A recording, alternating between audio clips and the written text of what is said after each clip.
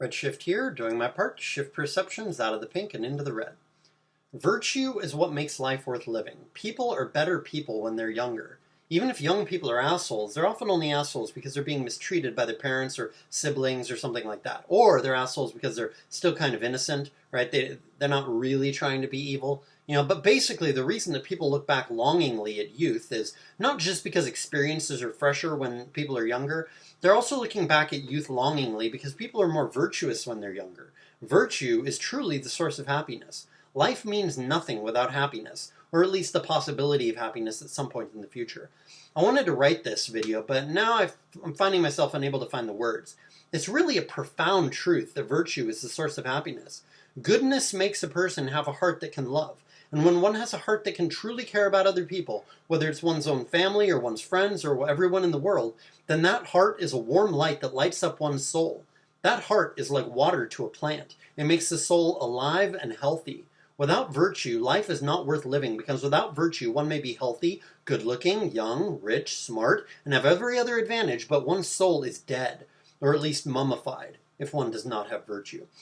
People in the West really have no idea how zombified they are, not just because of their soul-crushing jobs, not just because of their lack of intelligence in their brains having been shaped by decades of propaganda, not just because of their boredom, entitlement, selfishness, etc., but also because they lack love. They don't care about others, and thus they cannot feel the deep satisfaction that one can feel when one truly does care about others and wants to help others without wanting anything in return. True virtue is past the point of wise selfishness. True virtue is instinctive, automatic. It comes out of a sort of benevolent void. It comes out of nowhere. It's just a compassion and helpfulness and caring that arises spontaneously in the face of someone else suffering and needing help.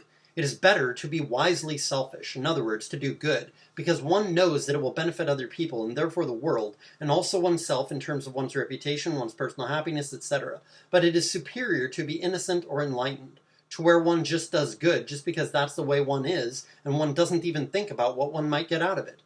Happiness is found alongside this kind of innocent virtue. Western society, America at least, is so lacking in this that people don't even know how full their lives could be and how empty their lives currently are and how unnatural and unnecessary that emptiness is. And I don't mean emptiness in the good sense, the Buddhist sense. I mean emptiness in the sense of hollowness, misery, lack of meaning, unhappiness. They only have an inkling of the truth. They don't truly understand. These people don't. These Americans, most Americans, right? The more virtue there is in the world, the better life is for everyone. The rich, the poor, the smart, the stupid, the powerful, the weak, the healthy, the sick, etc. The fewer people who cheat, the fewer broken hearts there are, the happier everyone is. The fewer people who lie, the more functional society is. The fewer people who steal, the richer everyone is. The fewer people who drink and use drugs, the more wise and compassionate and peaceful the world is. People these days, at least in America, look at the world as a cold and cruel and uncaring place, because it is. But it didn't used to be like that. So now people use each other because they know that there is no safety net in society due to the lack of virtue in society. The only safety net is government, and that causes far more problems than it solves. The world has become soulless, and this incentivizes even more evil behavior in people because people do bad things in order to survive. People will steal, people will lie, people will even kill. People will do whatever it takes to survive. And I don't blame them. But my point is that a little bit of evil incentivizes even more evil. And then everything falls apart and becomes a nightmare.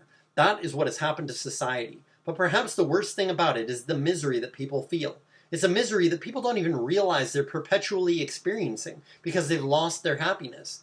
It's far better to be a virtuous person going through tough times, poverty, cancer, whatever the case may be, than it is to be an unvirtuous person who is enjoying every advantage. Advantages such as wealth, health, status, influence, etc.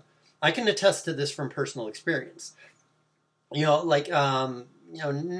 being happy is the worst thing in the world, right? And losing one's soul is not a metaphysical process like selling one's soul to the devil or being possessed by demons or anything like that. Losing one's soul is simply having a permanent step down in morality and happiness so that one's mind is never as close to as pure as it used to be. And one's happiness is directly connected to how pure one's mind is. The more pure one's mind is, the more happy one is. Even when one is going through very tough times, like I said, like cancer or whatever. Having a pure mind and being happy even though going through tough times is like the ocean that may have choppy waves on top, but is still and calm deep below the surface. But the less pure one's mind is, the more miserable one is, even when everything seems to be going perfectly in one's life. It's like water which has had black ink poured into it. It's not going to settle like mud. It's permanently soiled, permanently dark, permanently unclean. You know, all the water is dark now, and it's not going to become not dark, right? If we were still a moral society, in other words, a country filled with moral people, then life would be as happy as life is when we're young, you know, when we're 8 to 12 years old. It used to be this way, not even that long ago, like in the 1940s and 50s. But now people lack morality, and so people are miserable. It really makes me sad. You know, life doesn't have to be like this. And that was about all I had to say in this video. It's been Redshift. I hope you liked this video, or I hope that you don't feel like it wasted your time too much or whatever. Hit the thumbs up button if you liked it, hit the thumbs down button if you didn't, and peace.